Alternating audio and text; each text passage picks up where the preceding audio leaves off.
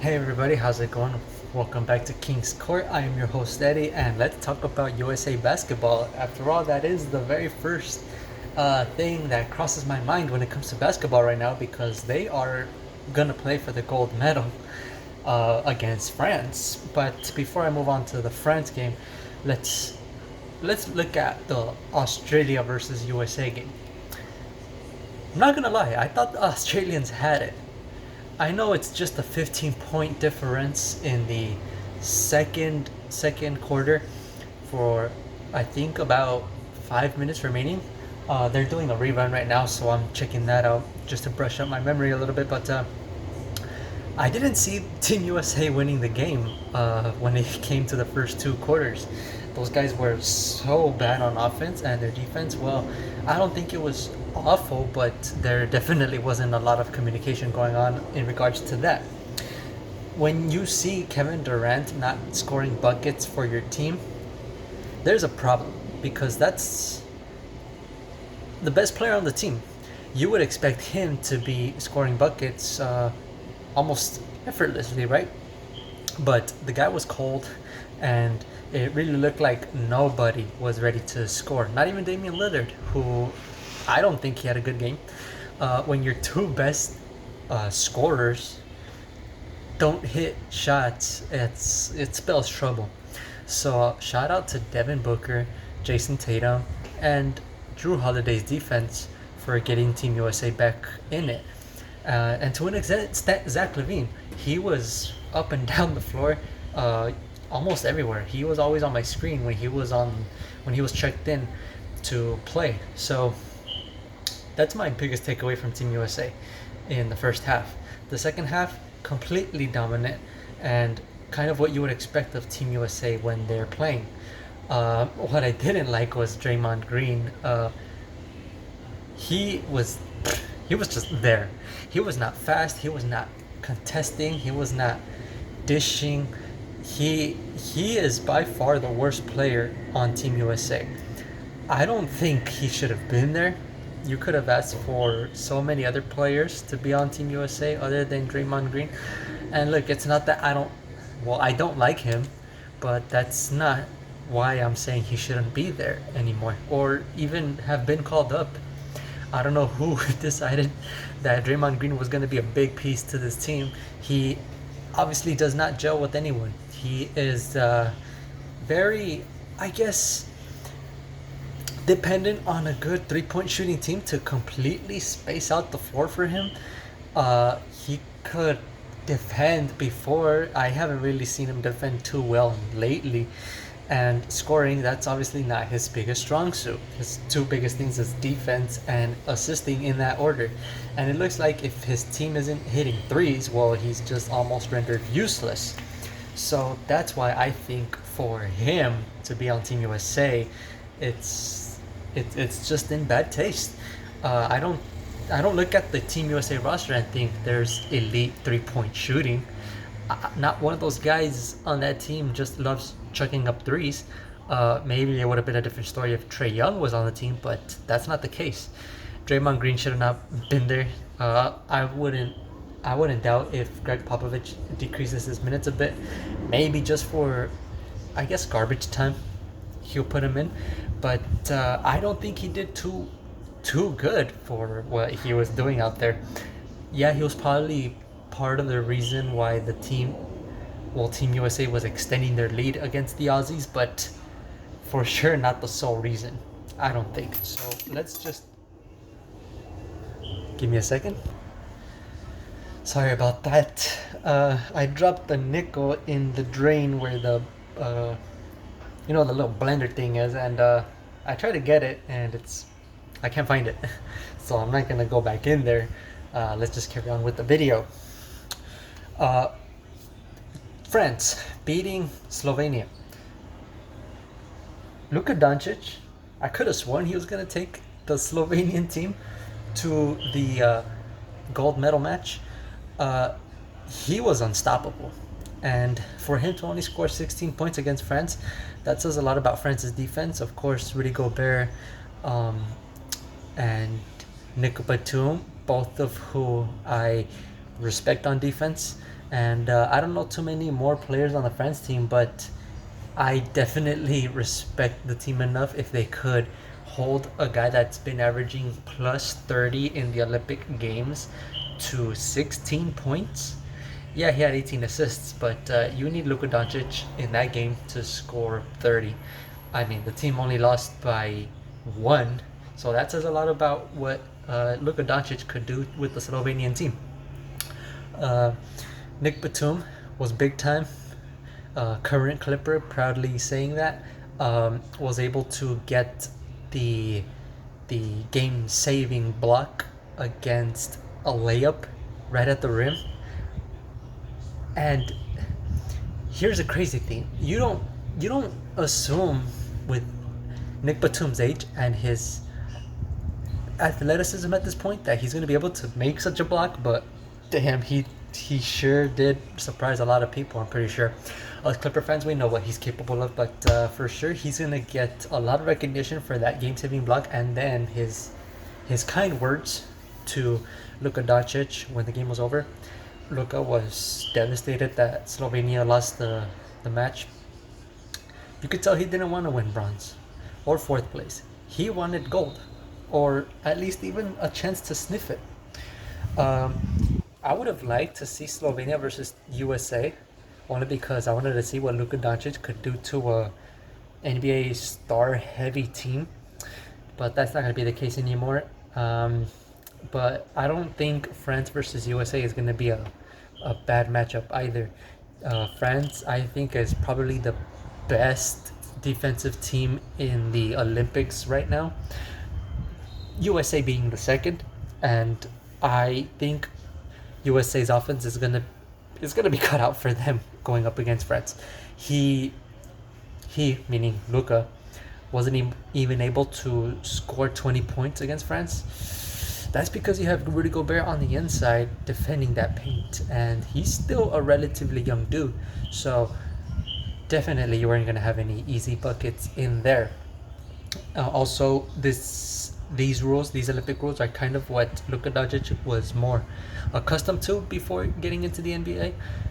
He adapted well to these rules, international rules, and I think he's proven to be able to be the next great basketball best player in basketball, I should say. Um, I'm a big fan of the guy. I just wish he left the Mavericks already. He should go to almost any team, any other team. I don't want to see him in the Mavericks. I don't like the Mavericks, and I wish he leaves as soon as possible.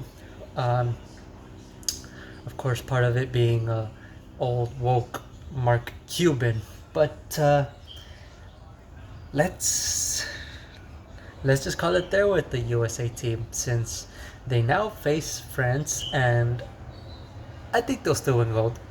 I don't think France has enough offensive firepower to outscore Team USA. Booker, Middleton, although he had a poor game last time or last night, I don't think he'll have a cold game again.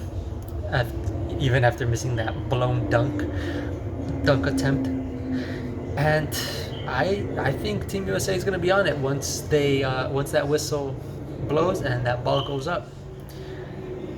Don't count out Team USA. As woke as these athletes are, they're still the best in the world. They still got the best talent, and I don't see any team in the country overtaking that. These guys are just way too hungry. There's too many of them that are good and are stars, superstars, all stars. You get the gist of it.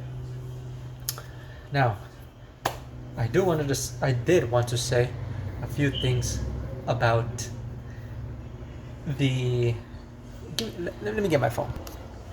Here's what I want to talk about. Juventus FC Women is I think a Mexican soccer team, had a woman, one of the players, have a cone on her head, kind of posed like one of those top hats that Asians wear when they do garden work, and she had her fingers to her sides and pulls them back. And the Juventus Twitter, Juventus women's Twitter, or Juventus, whatever you want to call it, have two fingers as the two emoji fingers pointing at each other, and then the smiley face with the eyes just kind of like small. That's pretty racist, isn't it?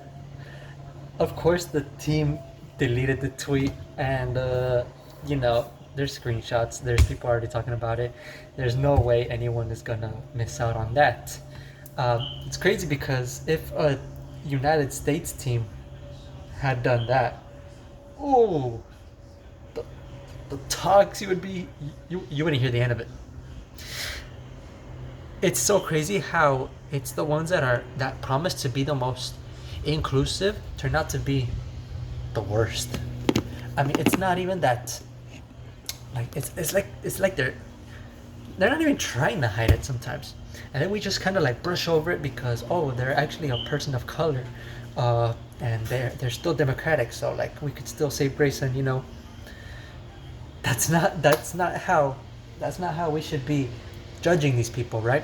If you do such racist things, you should be held accountable for them. For someone to log into the Twitter and do that, I would hope this person would get fired. Whoever's running that account, it shouldn't be taken lightly, especially not with the Olympics going on right now. Sports is kind of like a heavy thing, and it's definitely gonna go around. It amazes me how it hasn't gotten so much traction and trending, but it's women's soccer, so I guess it's kind of expected. But I still don't excuse it. There should be some consequences to that woman. I don't know who she is. No, I don't know who she is, but whoever's running the Twitter and that player should be suspended, fired for these actions, because I don't think it should be acceptable. Anyone who understands the kind of insult that does, well, you know the damage it would do and the kind of backlash you would be getting. So there should be consequences for these people. And then I wanted to talk about one more thing. The Olympics has gone on for about 2 weeks already, maybe 3. And I want to take away this one thing. The United States is winning the medal battle, but that means nothing when you got less gold than the number one team, being China. China is, from what I've saw on early morning post, they're 7 gold medals ahead of the United States. Now, probably a lot of journalists are going to be saying that the United States is above everybody, but what you want is gold, right? You compete for gold. You want number 1. You don't want number 2. You don't want number 3. If the United States were to have, let's say, all the bronze medals, and then China comes up with, like, I guess half of them, and they split it with, let's say, Brazil, Argentina, Nigeria, South Africa, I don't predict the talks would be, the United States have the most medals, so they clearly won the Olympics. No. What we do here is we reward and acknowledge first place people, not second, not third. So for these people to be saying, that total medals is better than most gold medals, no. You want number 1. Number 1 is what you compete for. Number 1 is what you play for, and that's what you're fighting for at the end of the day. Athletes want number 1. They don't want number 2. They don't want number 4. They don't want number 6, 7, 8. I could go on about that. I'd rather have an Olympic gold medal instead of, I don't know, 4 silvers. I'd rather have 1 gold over 6 silvers. Those are my thoughts on that. Hopefully everything flips and turns around, because I don't want the United States to be losing to China. That's just not what we do here in the United States. We compete and we try to get number one. And hopefully these athletes that are representing the United States and just hate the United States for some reason turn it around, or just let someone that loves a country fight for their country so they could, right, I'll say compete for their country, compete, not fight, but compete for their country so they could get number one, because they're more proud and they're willing to go the extra mile just to get that gold. But that's all I got to say about this, guys. Hopefully you liked the video. Don't forget to like, share, and subscribe. We kind of went on a little too long today too, but that's all right. I have a lot to say, and I hope you all enjoyed hearing what I had to say about it. That's all I got for you. I'll see you guys on the next one. I'm out.